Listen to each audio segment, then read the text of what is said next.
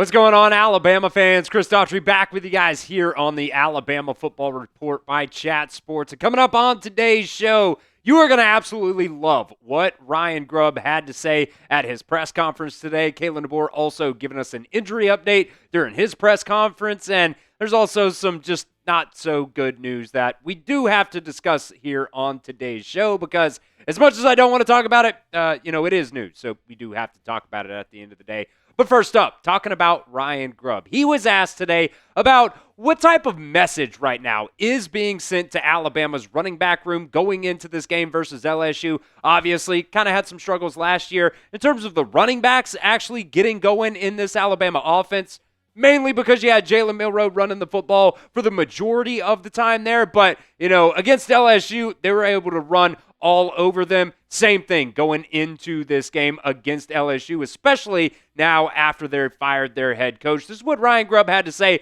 about the message that they're pushing right now to this running back room. He said, it's each room there, or really to the running game, not necessarily just to the running back room here. He's saying, it's each room there is a message that has to happen about getting excited about running the football. I think there is a piece there, too, for the coaching staff, that it can't just be woe is me and dog cussing them every time something doesn't work. It's got to be like, let's get excited about running the freaking football. Let's get excited about, fixing some of the issues that we are clearly seeing on film, and let's go out there and flex on some people a little bit. And I think that the guys have taken that mentality going into this game, that we can run the ball and we can be effective doing it. Not just like a subpar average team. We can run the ball well. I am looking for the guys to go out there and prove that on Saturday.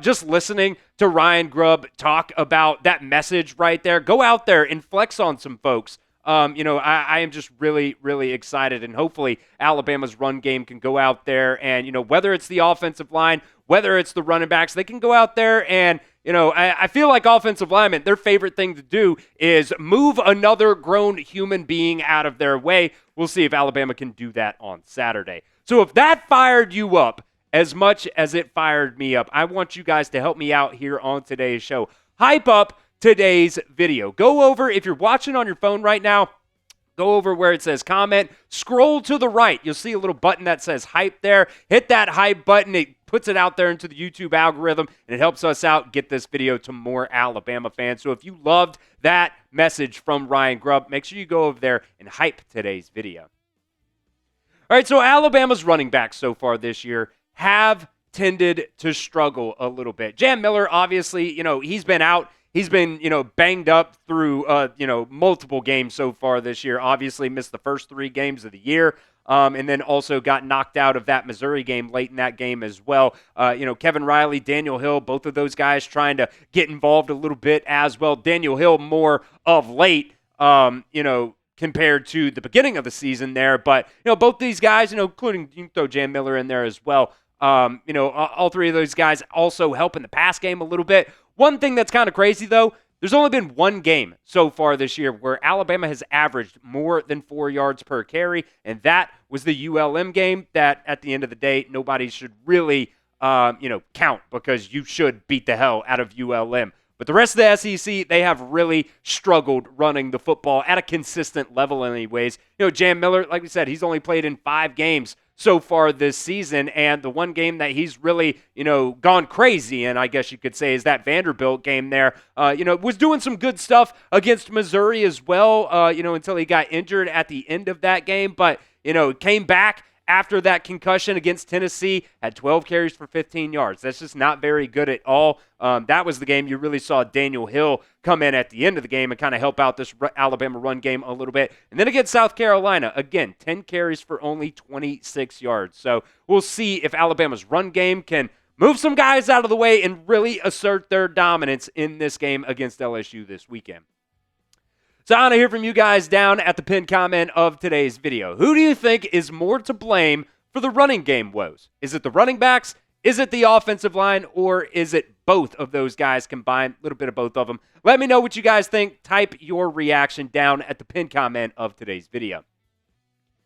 All right, next up, Kalen DeBoer also gave us a bit of an injury update for 3 different Alabama players today. He said Geno VanDeMark should be expected, ready to go for this game versus LSU.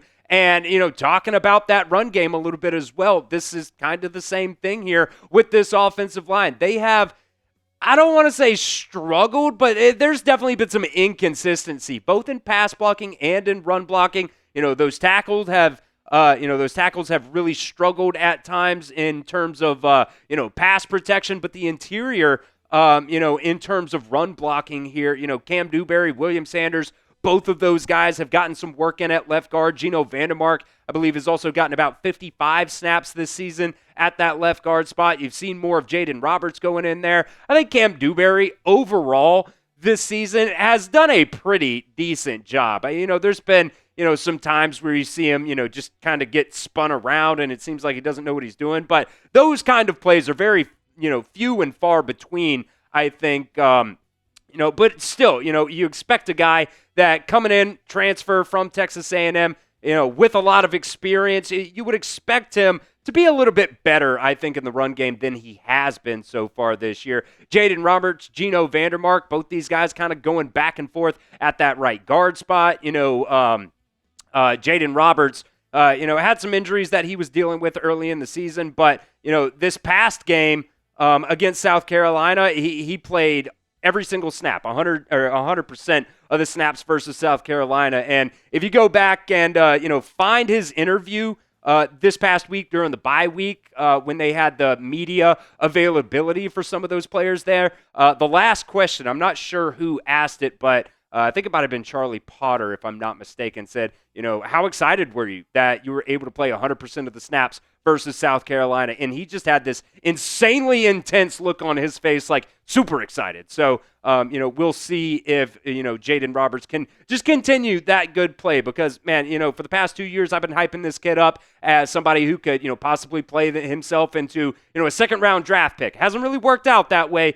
because of some of those injuries kind of hindering him a little bit there. But, man, I am really, really excited about what Jaden Roberts and Geno VanDeMark, that depth right now along Alabama's offensive line, what they can do to round out the rest of the season. All right, so who do you guys want to start at right guard? Let me know what you guys think. Be honest with me. Type G for Geno VanDeMark or type J if you want it to be Jaden Roberts.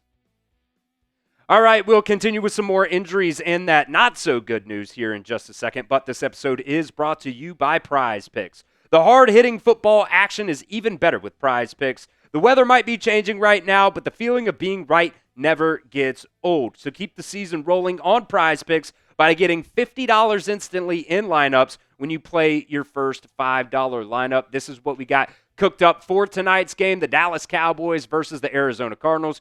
Going with a more than on Dak Prescott passing yards and also going with a more than on Jacoby Brissett passing yards and rushing yards combined there. So it's not just one or the other. It is both of those combined. And I love that when Prize Picks adds those, combination type stat projections in there. Prize Picks, by the way, is the only app that offers stacks, meaning that you can pick the same player up to 3 times in the same lineup. You want more than on Josh Allen passing yards, rush yards, and touchdowns. Now you can pick all of them in the same lineup only on Prize Picks. I personally love the fact that Prize Picks has the flex play.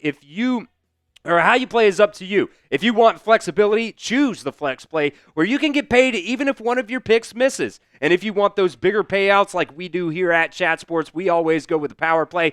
No matter how you play, Prize Picks is a great way to put your takes to the test. So download the Prize Picks app today and use promo code CLNS to get $50 in lineups after you play your first $5 lineup. That's promo code CLNS to get $50 in lineups after you play your first $5 lineup. That link's down in the comment section and the description of today's video. Prize Picks. It's good to be right.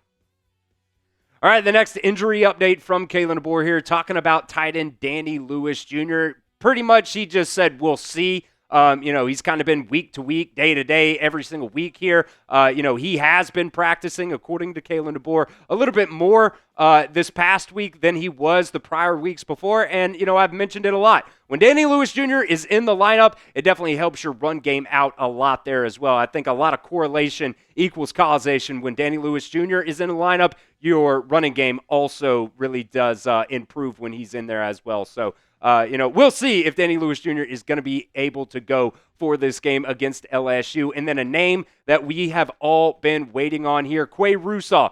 Kalen DeBoer did say he is not expected to play this weekend versus LSU, but he might end up being back, before the regular season actually ends. And that was kind of that, estimated time frame when Qua Russaw ended up getting hurt versus Georgia.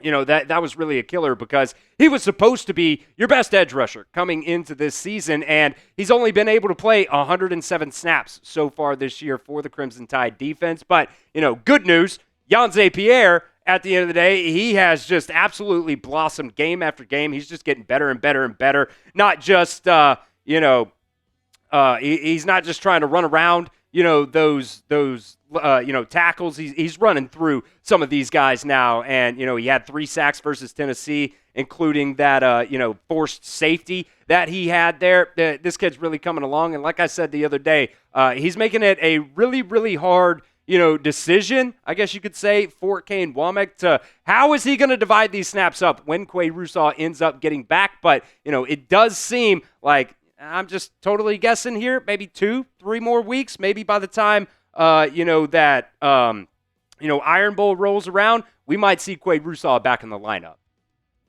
Make sure you guys are subscribed right here to the Alabama Football Report. Our next goal here on the channel is to hit 31,000 subscribers. We're 449 away. We're also going to have a late video for you guys tomorrow because it is the first college football playoff rankings of the season. We're going to have a video for you guys tomorrow. So make sure you are subscribed right here to the channel, and we'll keep you updated on all things Crimson Tide news.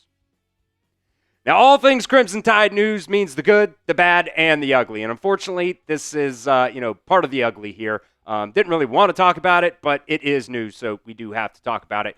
Drake Kirkpatrick, over the weekend, ended up getting arrested for reckless endangerment and attempting to elude and speed. He was charged with 3 counts of reckless endangerment there.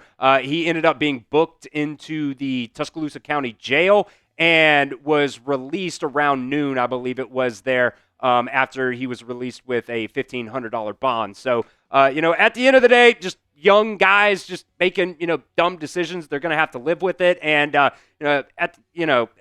you don't want to make light of guys getting arrested, but, he didn't do the worst thing, I guess, in the world out there. But he does have to, you reap what you sow. There are consequences at the end of the day. And Kalen DeBoer, first question that he was asked at today's press conference was about the arrest of sophomore safety Drake Kirkpatrick Jr., saying, unfortunately, with the information that I have at this time, I had talked to Dre, and we need to indefinitely suspend him right now. He understands that there are consequences that come with his actions. So you hear it right there from Kalen DeBoer. I'm sure, indefinite suspension doesn't necessarily mean kicked off the team or anything like that. I'm sure, Kalen DeBoer has his own thing that, he's going to go through there with Drake Kirkpatrick Jr. We talked about a lot, what Nick Saban kind of, had players do, whether it was community service, doing whatever it was. I'm sure Drake Kirkpatrick Jr. is going to have to go through that. I'm sure,